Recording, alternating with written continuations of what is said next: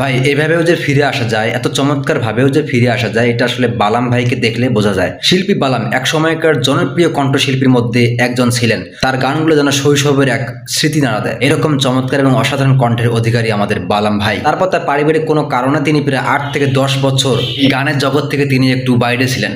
এই গানের জগৎ থেকে তিনি অনেকটি আড়ালে ছিলেন। তো এরপর 2023 সালে প্রিয়তমা মুভির জন্য প্রিয়তমা গানটি গেয়ে তিনি বেশ আলোচনা এবং বেশ সাড়া পেয়েছেন। হ্যাঁ, গানটি প্রায় ইতিমধ্যে প্রায় 100 মিলিয়ন প্লাস ক্রস করেছে। তোমাকে জানিয়ে দিলাম ও প্রিয়তমা।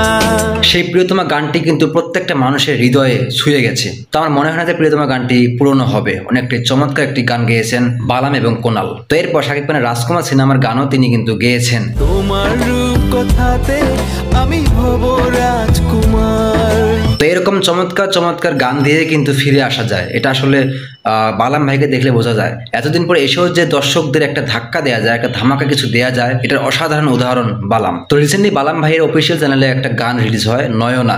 গানটি ভাই এত চমৎকার লেগেছে, এত চমৎকার টোনে তিনি যে গানটি গেয়েছেন, আসলে অসাধারণ লেগেছে গানটি। ও নয়না, আমি আজ নির্জনা।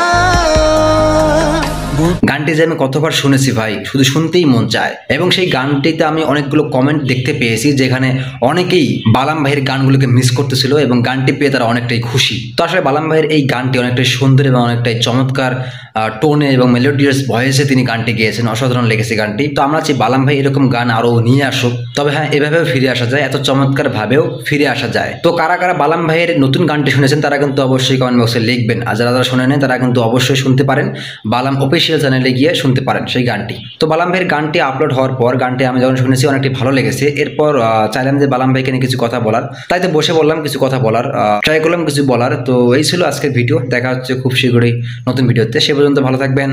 আল্লাহ হাফেজ। বুকে কান পেতে